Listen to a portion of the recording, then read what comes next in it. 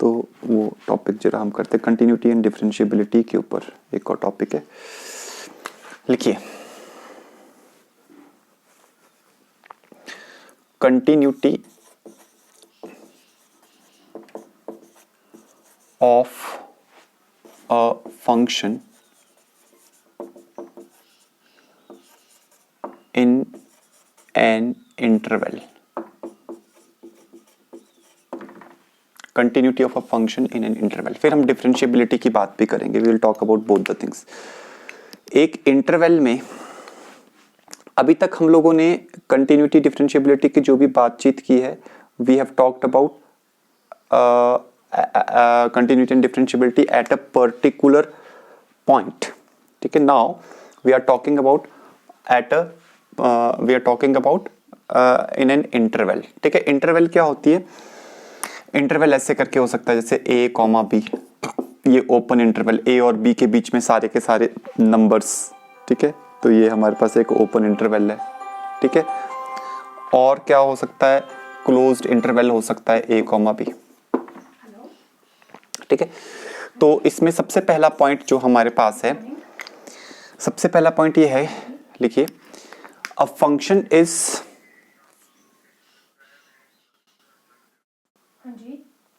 a function is said to be continuous। लिखिए, a function is said to be continuous in the open interval a comma b। a function is said to be continuous in the open interval a comma b if and only if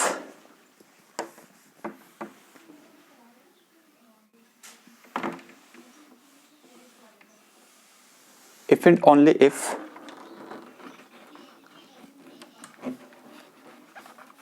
and only if it is continuous at each and every point, if and only if it is continuous at each and every point belonging to open interval a comma b। if it is continuous at each and every point belonging to the open interval a comma b। ठीक है, तो कहने का मतलब यह है कि जो a कॉमा b है, मान लो ये हमारे पास नंबर लाइन है, ये नंबर लाइन है, यहां पर a है, यहां पर b है। a comma b open interval का मतलब होता है a और b इंक्लूडेड नहीं है। तो अगर हमारे को a से b के बीच में जितने भी नंबर्स है, हर जगह पे कंटिन्यूटी की बात अगर हमें करनी है, तो उसका मतलब क्या होता है? उसका मतलब ये होता है कि it is continuous, it must be continuous and each at every point. Her point पे होना चाहिए कंटिन्यूअस। a से b के बीच में हर पॉइंट पे उसको कंटिन्यूअस होना चाहिए। ठीक है, तभी हम कह सकते हैं कि फंक्शन पूरी इंटरवल में कंटिन्यूअस है, ओपन इंटरवल में। ठीक है, अच्छा, सेकंड नंबर लिखिए, सेकेंड नंबर लिखिए, a function is said to be continuous in closed interval. अब लिखना closed interval a comma b। A function is said to be continuous in the closed interval a comma b is said to be continuous in the closed interval a comma b if and only if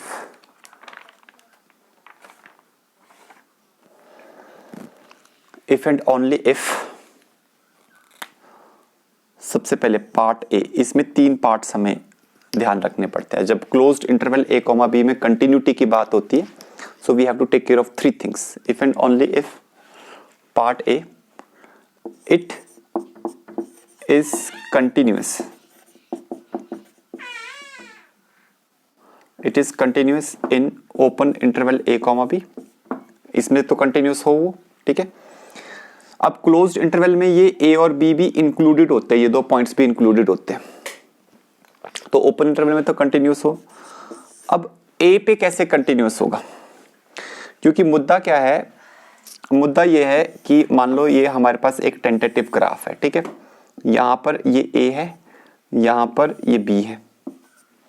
तो जब हम closed interval a comma b की बात कर रहे हैं, तो ए पे तो डिफाइंड है फंक्शन, लेकिन ए के लेफ्ट में डिफाइंड नहीं है, और जो बी है बी पर भी डिफाइंड है फंक्शन, लेकिन बी के राइट में डिफाइंड नहीं है। तो अब हम वहां पे कंटिन्यूटी की बात, कंटिन्यूटी का मतलब क्या है वहां पर, तो वहां पे कंटिन्यूटी का मतलब है पॉइंट ए पे, कंटिन्यूटी का मतलब है कि राइट हैंड साइड से कंटिन्यूटी हो, क्योंकि लेफ्ट हैंड साइड पे तो डिफाइंड ही नहीं है, तो सिर्फ राइट हैंड साइड से कंटिन्यूटी हो। ठीक है, तो यहां पे हम क्या कहेंगे, हम ऐसे कहेंगे it is continuous from right hand side at point A at x is equal to A. It is continuous from right hand side at x is equal to A. अच्छा, इसका मैथमेटिकल मतलब क्या होता है? मैथमेटिकली यहां पे continuity का मतलब फिर ये हो जाता है कि limit x approaches to a from right hand side fx should be equal to value of the function at a। क्योंकि लेफ्ट हैंड लिमिट यहां निकाल नहीं पाएंगे। क्यों नहीं निकाल पाएंगे? लेफ्ट हैंड लिमिट के लिए हमारे को a को लेफ्ट हैंड साइड से अप्रोच करना पड़ता है, लेकिन हम यहां कर नहीं सकते। क्यों नहीं कर सकते? क्योंकि भैया x is equal to a के लेफ्ट हैंड साइड पे फंक्शन डिफाइंड नहीं है, हमें या डिफाइंड नहीं है, या फिर हमें चेक ही नहीं करनी वहां पे कंटिन्यूटी, हमें तो भैया कंटिन्यूटी ए और बी के बीच में चेक करनी है। तो ये बात का ध्यान रखना पड़ता है। और तीसरी बात है पॉइंट बी पे हमें लेफ्ट हैंड साइड से कंटिन्यूटी देखनी पड़ती है, राइट हैंड साइड से हम देख नहीं सकते, क्योंकि या तो फंक्शन डिफाइंड नहीं होगा या फिर उस क्वेश्चन में वैसा करना नहीं होगा। ठीक है, तो यहां पर जो है सी पार्ट में हमारे पास क्या होता है, सी पार्ट में it is continuous from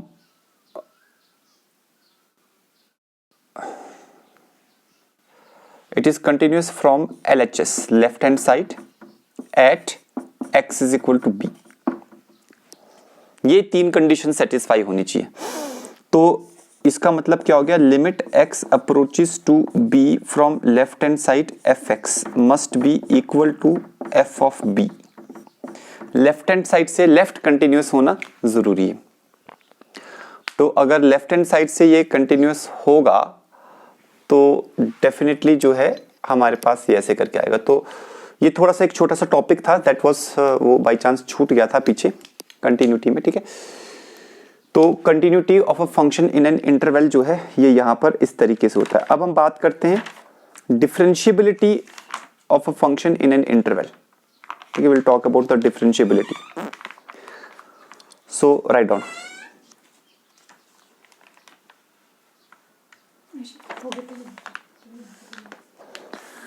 next topic लिखिए, differentiability of a function in an interval.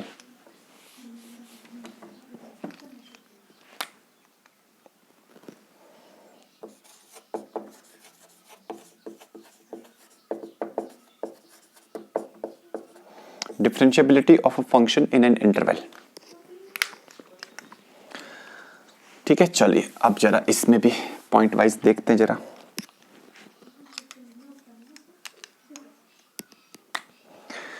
लिखिए पॉइंट नंबर 1 लिखिए, a function is called as a differentiable function in an interval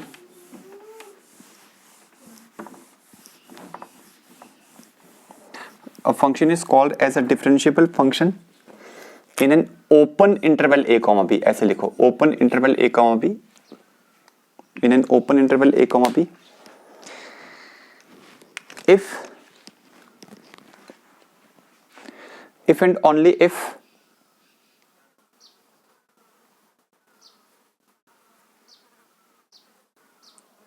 and only if it is differentiable at each and every point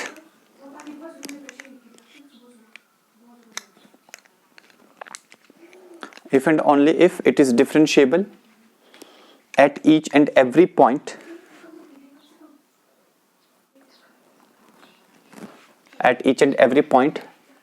belonging to open interval a comma b. ये तो simple सी बात है। If it is differentiable at each and every point belonging to an open interval a comma b, that is left hand derivative should be equal to right hand derivative for all the points, that is LHD is left hand derivative is equal to right hand derivative for all the points। ये होना चाहिए, ये open interval में ये होता है। अब लिखिए नेक्स्ट लिखिए, a function is differentiable in closed interval a comma b. Next लिखिए पॉइंट नंबर 2 लिखिए, a function is differentiable in closed interval a comma b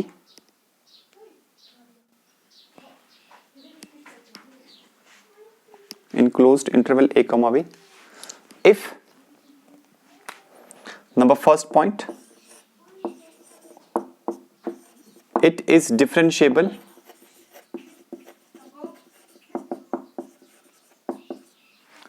in open interval a comma b। पहली बात तो ये होगी, ठीक है। सेकंड पॉइंट, अब देखो फिर से वही मुद्दा, यहां पर ये ग्राफ ऐसे करके है, ये यहां पे x is equal to a है, यहां पे ये x is equal to b है। a से b के बीच में हर पॉइंट पे डिफरेंशिएबल होना चाहिए, ठीक है। a पे क्या होगा, a पे अब डिफरेंशिएबिलिटी का मतलब होता है लेफ्ट हैंड डेरिवेटिव और राइट हैंड डेरिवेटिव इक्वल होने चाहिए। अगर a और b के बीच में कोई पॉइंट है, लेट अस सपोज अल्फा, तो उस पॉइंट पे लेफ्ट हैंड डेरिवेटिव और राइट हैंड डेरिवेटिव इक्वल होना चाहिए, सिंपल सी बात है। लेकिन x is equal to a पे आप राइट हैंड डेरिवेटिव तो निकाल सकते हो, लेकिन आप लेफ्ट हैंड डेरिवेटिव की बात ही नहीं कर सकते। You can't talk about left hand derivative, ठीक है। आप लेफ्ट हैंड डेरिवेटिव की बात नहीं कर सकते x is equal to a पे, राइट हैंड डेरिवेटिव की ही बात कर सकते हो। उसी तरीके से x is equal to b पे आप लेफ्ट हैंड डेरिवेटिव निकाल सकते हो, लेकिन राइट हैंड डेरिवेटिव नहीं निकाल सकते, क्योंकि राइट हैंड डेरिवेटिव निकालोगे कहां से, ए टू बी के बीच में ही बात करनी है, ठीक है। तो बस यही मुद्दा है यहां पे। तो अब देखो, at x is equal to a, at x is equal to a function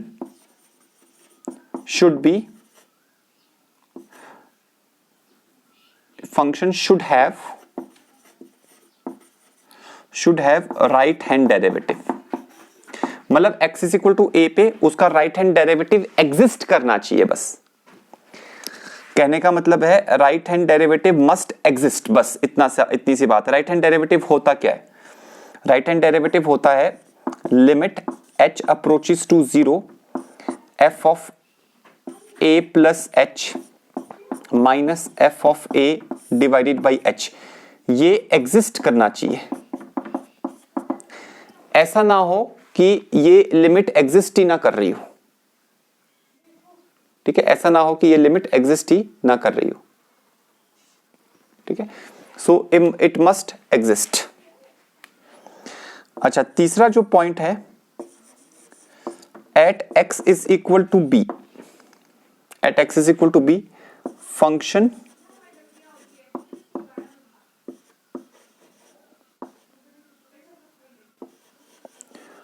should have left hand derivative। Function का लेफ्ट हैंड डेरिवेटिव एग्जिस्ट करना चाहिए, should have left hand derivative.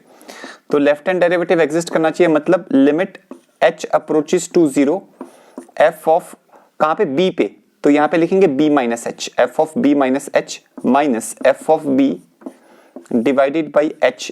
It must exist, it must be existing. ऐसा ना हो कि वो exist ही ना कर रहा हो, ठीक है, एग्जिस्ट करना चाहिए, ठीक है। तो ये है जी, बस इतना सा था ये, है ना। इंटरवल में अगर हमें कभी चेक करना हो तो हमें इन सब बातों का ध्यान रखना पड़ता है।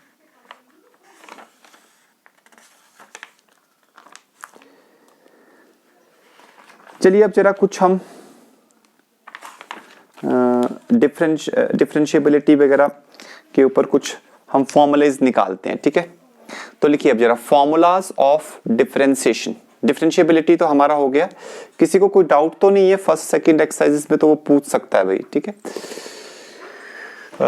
अदरवाइज हम आगे बढ़ जाते हैं। अच्छा, आप लोगों को वो भी मैंने अभी प्रोवाइड किया है, I have provided you the PDF of all the materials, सभी सब्जेक्ट्स का। तो चारों सब्जेक्ट्स का पीडीएफ है, तो आप लोगों ने, आई होप कि आप लोगों ने उसको डाउनलोड कर दिया होगा और फिर उसको सॉल्व करना शुरू कर दो, ठीक है। जो जो टॉपिक्स अभी तक हो गए हैं सब सॉल्व करना शुरू कर दो, क्योंकि देखो मैं आपको फिर से बताना चाह रहा हूँ कि जब तक आप सॉल्व नहीं करोगे तब तक आप गेन नहीं करोगे। क्लास में समझ में आ जाएगा आपको, बट अगर आपने अपने दिमाग में लंबे समय तक रिटेन रखना है नॉलेज को, then you have to solve. Otherwise 5-6 महीने के बाद आपको लगेगा कि हमें नहीं आता, ऐसा फील हो जाएगा आपको, ठीक है। ओके, तो अब नेक्स्ट टॉपिक है फॉर्मूलाज ऑफ डिफरेंशिएशन।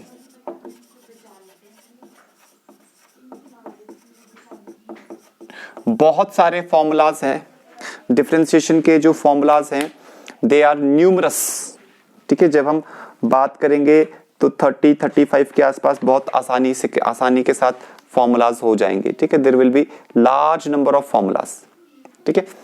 तो we will be talking about those formulas, बहुत इंपॉर्टेंट है ये टॉपिक, है ना, फॉर्मूलाज ऑफ डिफरेंशिएशन। उसके बाद फिर हम मेथड्स ऑफ डिफरेंशिएशन के ऊपर आएंगे, ठीक है।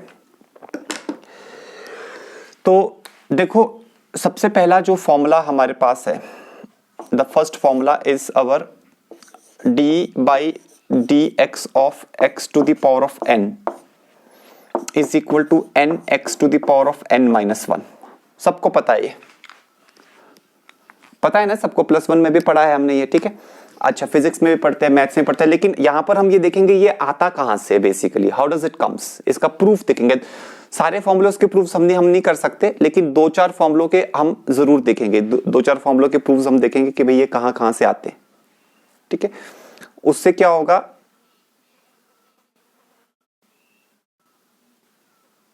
ठीक है, 2-4 फॉर्मूलों के प्रूफ्स हम देखेंगे। उस प्रूफ्स को करने से हमें ये पता चलेगा कि अल्टीमेटली आ कहां से रहे। तो देखो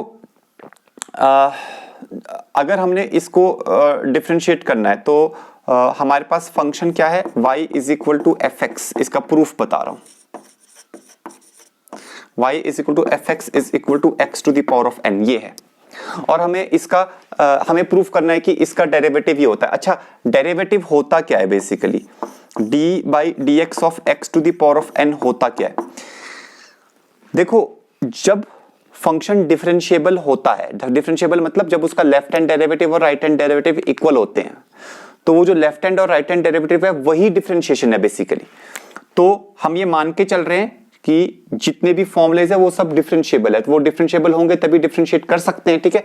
तो फॉर्मूला लगाएंगे, इस फॉर्मूला क्या लगता है, limit h approaches to 0 f of, हमारे को किसी x is equal to a पे डिफरेंशिएशन नहीं निकालना है, हमें जनरल निकालना है, तो हम x पे निकाल देते हैं। तो f of x plus h minus f of x divided by h, इस लिमिट को हम निकालेंगे y is equal to f x is equal to x to power of n के लिए, देखना ये आ जाएगा, ठीक है। तो करें जरा इसको, यहां पर हम इसको करते हैं जरा, तो ये हमारे पास आ जाएगा limit h approaches to 0, limit h approaches to 0, और यहां पे आ जाएगा f of x plus h, f x ये है तो ये आ जाएगा x plus h whole to the power of n minus f x is x to the power of n divided by h, h is your h को तो रहने दो ऐसे, ठीक है। अब हम इसको सॉल्व करते हैं। अच्छा, इसको सॉल्व करने का तरीका क्या है, बाइनोमियल एक्सपेंशन। इसको सॉल्व करने का तरीका है बाइनोमियल एक्सपेंशन। आप क्या, ये इसको एक्सपेंड करो, आपके पास है लिमिट h अप्रोचेस टू 0, इसको एक्सपेंड करेंगे तो ये हमारे पास क्या आएगा, ये हमारे पास इस तरीके से आएगा, a plus b whole to the power of n का फॉर्मूला लगा लीजिए आप, ठीक है। तो a plus b whole to the power of n का फॉर्मूला, अच्छा मैं यहाँ पे लिख देता हूँ अगर कोई भूल गया हो, a plus b whole to the power of n का फॉर्मूला होता था nc0 a to the power of आप कर लीजिए n and b to the power of 0 like this. फिर आगे आगे बढ़ते जाइए, plus nc1 a to the power of n minus 1 and b to the power of 1 and so on, ऐसे ऐसे करके आगे बढ़ते जाए, ऐसे ऐसे करके ये सब एक्सपेंशंस इसके होते हैं। ठीक है, तो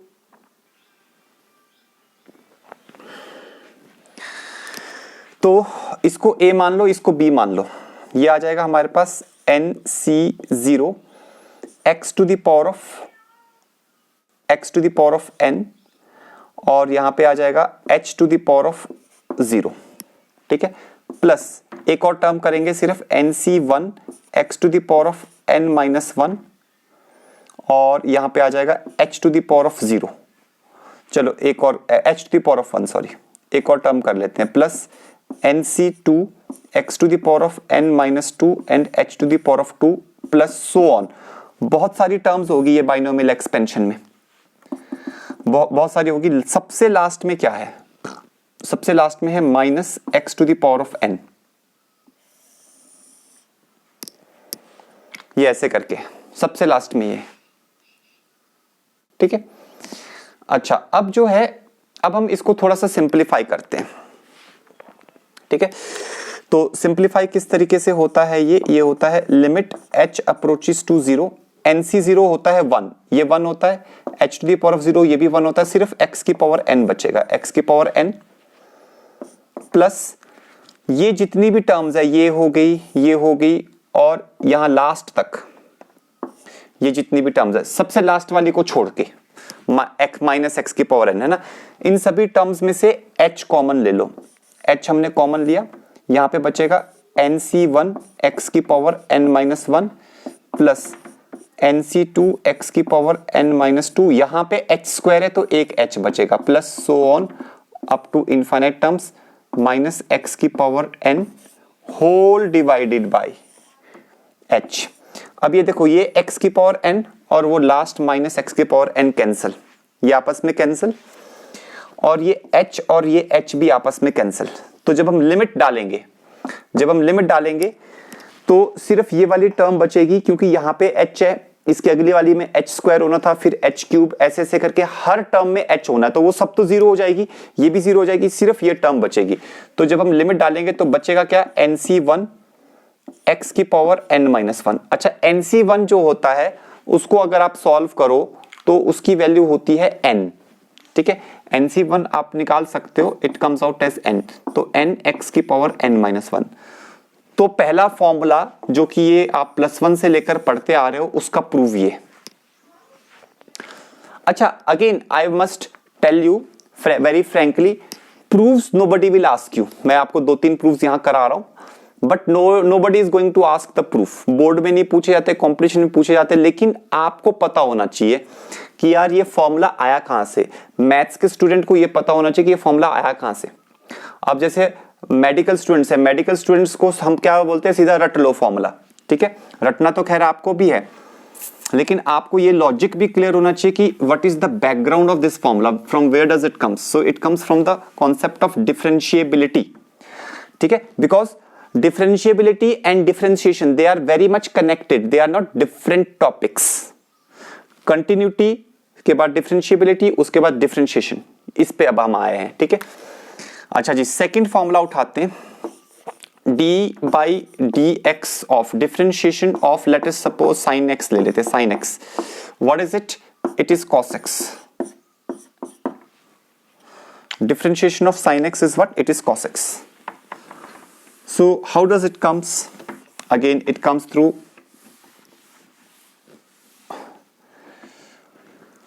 यहां पर हम again it comes through the concept of differentiability. तो अगर हम यहां पे d by d x of sine x निकालना चाहते हैं, मतलब हमारा जो फंक्शन है y is equal to f x, that is actually sine x. हम साइन एक्स को डिफरेंशिएट करना चाहते हैं, तो हमारे पास वही तरीका है, limit h approaches to 0, f of x plus h minus f of x whole divided by h. This is the method. ठीक है, इसी तरीके से हम इसको करेंगे, डिफरेंशिएट करेंगे.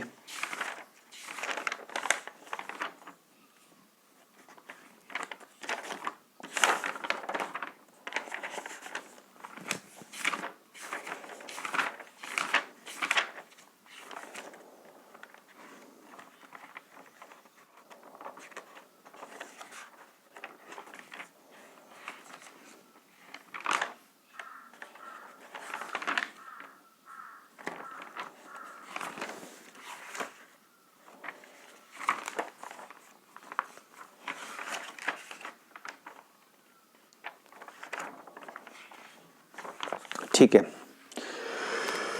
तो अब देखो यहाँ पे आ जाएगा हमारे पास limit h approaches to 0, f of x plus h क्या आएगा? अगर fx ये है तो ये बन जाएगा sine of x plus h minus fx क्या है? fx हो जाएगा sine x whole divided by h. ठीक है, ये ऐसे करके आ गया हमारे पास. अब आपके पास जो ये आ गया sine x plus h minus sine h. आप इसमें साइन सी माइनस साइन डी का फॉर्मूला लगा सकते हैं, सी एंड डी फॉर्मूलास. ठीक है, यू कैन अप्लाई दैट. तो हमारे पास क्या होता है? Sine C minus sine D.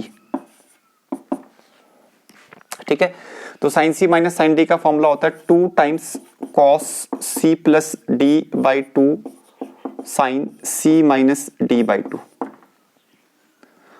2 times cos c plus d by 2. ये ऐसे करके अप्लाई कर लो यहाँ पे. तो ये आपके पास आ जाएगा लिमिट h अप्रोचेस टू 0. हाँ, नोट करते रहना इसको फॉर योर नॉलेज भी तो होनी चाहिए ना. So keep on noting, Akshit keep on noting. तो साइन सी प्लस डी ये आ जाएगा 2 times cos this plus this, इन दोनों को ऐड करेंगे, आ जाएगा 2x plus H by 2 sine C minus D, this minus this, तो sine h by 2 whole divided by h. ये हमारे पास ऐसे आ जाएगा. ठीक है, अच्छा अब क्या करेंगे हम? अब हम यहां पे लिखेंगे limit h approaches to 0.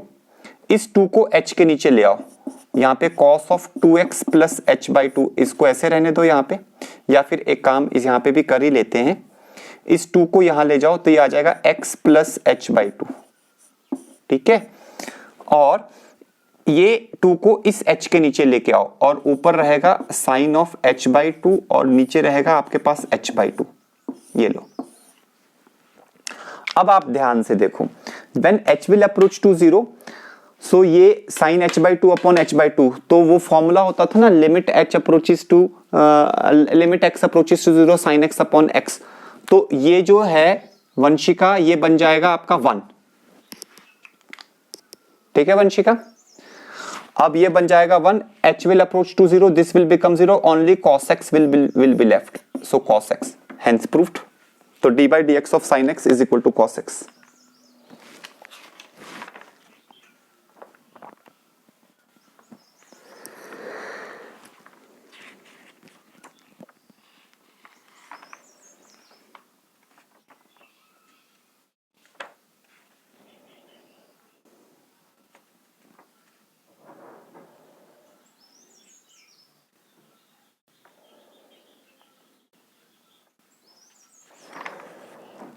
Okay,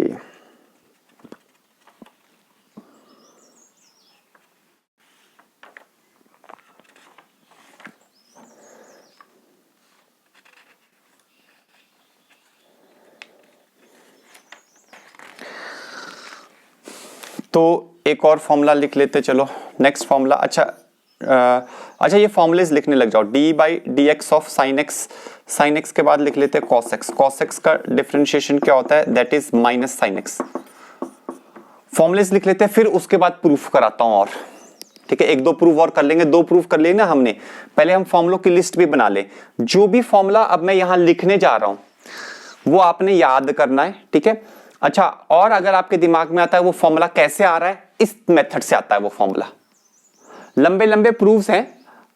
ठीक है, हमें सब सारे प्रूफ्स करने नहीं है, ठीक है, हमारे सिलेबस में ऐसा कुछ भी नहीं है। ठीक है, एक दो अभी और कर लेंगे हम। लिखिए, फॉर्मूलाज लिखते जाइए अब जरा। 4th नंबर पे d by d x of cos x के बाद ले लेते, चलो tan x ले लेते हैं। tan x का जो डिफरेंशिएशन होता है that is sec square x, secant square x। अच्छा, 5th फॉर्मूला जो है हमारे पास d by d x of tan के बाद ले लीजिए आप cot x। ठीक है, सारे फॉर्मूले नोट करते जाओ, ये इंपॉर्टेंट है। cot x का होता है minus cosec square x। Yes,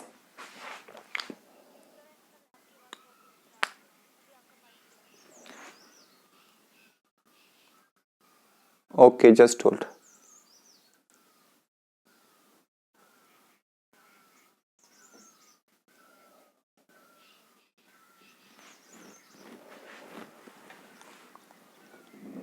बताता हूं।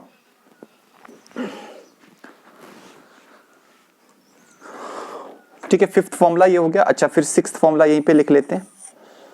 d by d x of, ये साइन कॉस टेन कॉट हो गया। अब हम ऐसा करते हैं, सेक कर लेते हैं, सेक थीटा। अच्छा, d by d x of sec x करते हैं अभी, sec x, sec x it is your secant x into tan x,